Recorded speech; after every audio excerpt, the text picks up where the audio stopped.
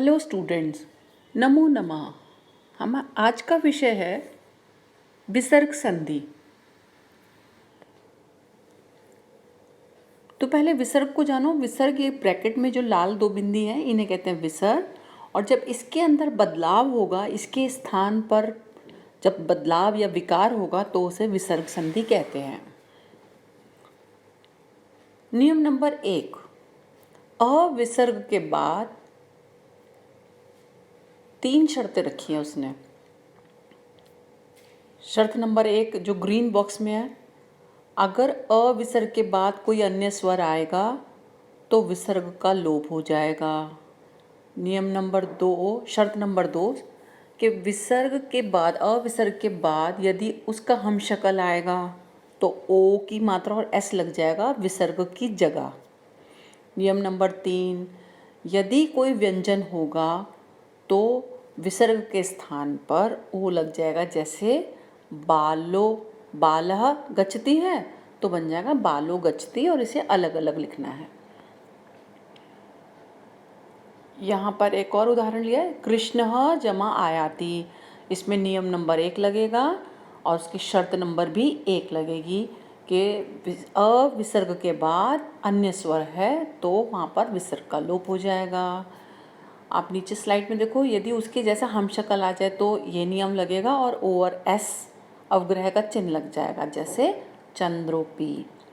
नियम नंबर 1 में शर्त नंबर 3 उसकी है कि यदि कोई व्यंजन आएगा तो ओ की मात्रा लग जाएगी।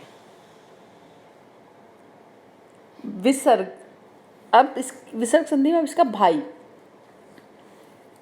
ओ बड़ा भाई है, विसर्ग है, ठीक है।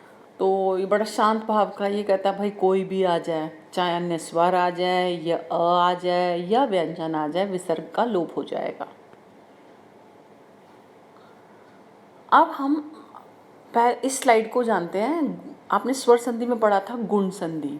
गुण संधि में नियम है आ के बाद ई, आ के बाद ऊ, आ के बाद री, अगर ये आते हैं तो ए ओ अर हो जाता है।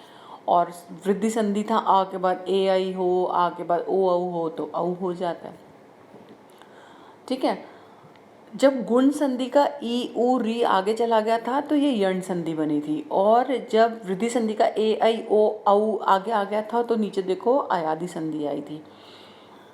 ये मैं इसलिए बता रही हूँ क्योंकि बेटा यहाँ पर जो ई ऊ री बाकी जो पीछे के स्वर हैं ये सब कहते हैं भाई आज हम जमा से आगे आए जा रहा है, हम भी आगे आएंगे। तो जब ये आगे आएंगे तो क्या होगा, आगे देखते हैं। तो ई विसर्ग, ऊ विसर्ग, री विसर्ग, ए आई विसर्ग, ओ औ विसर्ग, अगर ये जमा से पहले हों तो इनके विसर्ग के स्थान पर र लगेगा। जैसे देखो उदाहरण में देवी विसर्ग, अब देवी में ई विसर्ग आ रहा है, ठीक है। इस विसर्ग के स्थान पर र लगाना है आधा, तो देवी बना, और आधा र में ऊ स्वर जुड़ गया तो देवीरुवाच बना। श्रुति में ई आया है लेकिन पीछे स्वर नहीं है, इसलिए वो जो आधा र है वो ग के ऊपर चला जाएगा तो बनेगा श्रुतिर गच्छति। अन्य 2 उदाहरण भी हैं, वो आप देखो, वधुरायति और हरि अच्छति। अब है इसका नियम नंबर 4, स श और श। इसमें है बेटा विसर्ग के बाद यदि स त थ हो तो आधा सा लगेगा, श च छ हो तो आगे का आधा श लगेगा, श ट ठ हो तो आधा श लगेगा। ये व्यंजन आने पर आपको सतत की जगह आधा स, शचच की आगे जगह च और शटट के जगह आधा श लगाना है। तो आपके मन में ये ख्याल आएगा कि मैम अभी तो आपने बताया था स्लाइड नंबर 1 में नियम नंबर 1 में कि यदि विसर्ग के बाद यदि व्यंजन आए तो ओ की मात्रा लगेगी। हाँ बताया था, पर ये वो व्यंजन है जिनको अध्यापिका ने शरारत करने पे इनको सज़ा दी है कि भाई देखो तुम ओ की मात्रा नहीं लगा रहे वहाँ पर, अब तुम इसी में से आधा अपना लगाओगे, आधा स्वर लगेगा। सतत वाले में स लग जाता है, शचच वाले में च श लग जाता है और शटट वाले में आधा श लग जाता है। ऐसे आप खेल खेल में इसे याद कर सकते हो, नहीं तो इसके सूत्र है, नियम है, उससे आपको बड़ा बोरिंग लगेगा। अब इसका उदाहरण देखो, विसर्ग के बाद सतत है तो देखो बाला जमा तत्र। अब जमा के बाद त आ गया है और आगे विसर्ग है, तो आपको याद रखना है ये नियम, और इस विसर्ग के स्थान पे आधा स लगा देना है।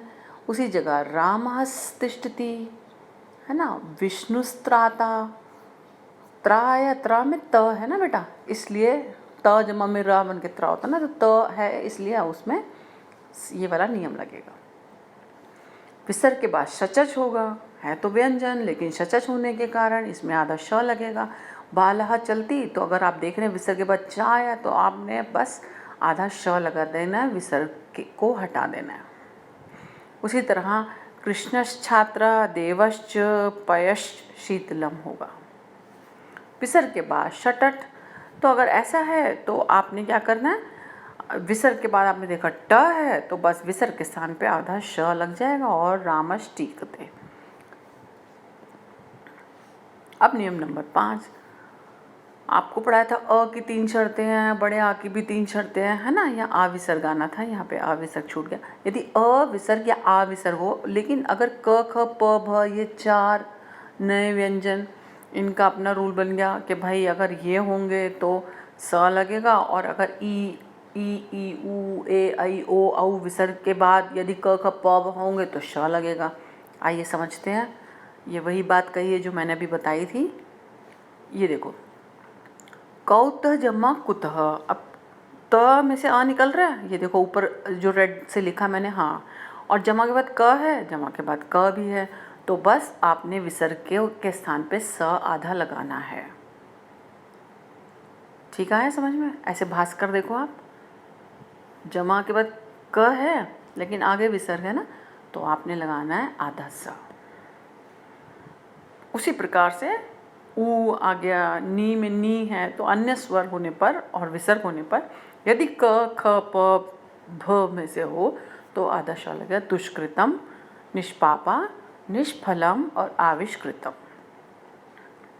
ये पुनरावृत्ति के लिए मैंने बनाया है। विसर्ग पहला नियम देखो लेफ्ट में, अ विसर्ग की 3 शर्तें हैं कि यदि अन्य स्वर होगा तो विसर्ग लोप, उसका हम शक्ल आएगा तो क्या होगा, ओ और अवग्रह चिन्ह, और तीसरा था कि यदि व्यंजन होगा तो ओ की मात्रा, और 2 में था बड़ा भाई है शांत हो गया, कहता सबके साथ विसर्ग लोप है। नंबर 3 में है यदि अन्य स्वर विसर्ग में हो तो उन विसर्ग की जगह र लगेगा। 4 नियम में सतत, शचच और शटट। ठीक है, इन व्यंजनों को शिक्षिका ने डांटा है और इनको बोला इसी में से आप लगाओ, तो ये अपने में से ही लगाते हैं, आधा स आधा श और आधा श। नियम नंबर 5, आ के बाद यदि क ख प भ हो तो आधा स लगेगा, और ई ऊ री ए ऐ ओ विसर्ग में हो और क ख प भ आ जाए तो आधा श लगेगा। नियम नंबर 6 भी सीख लीजिए, स के बाद हो कोई भी शब्द तो विसर्ग लोप लगाना है आपने बस, और रेशा आने पर भी विसर्ग लोप करना है, इसे भी सीख लो। सह पठती है ना, तो आपका स पठती हो गया। एषा विचरती, एषा विचरती। ये कुछ अभ्यास कार्य है, आप इसे अच्छे से देखें, पढ़ें, समझें, लिखें, और लिखने के बाद अपने उत्तर का मिलान यहाँ से कर लें। आप सभी का धन्यवाद, प्रभु का धन्यवाद।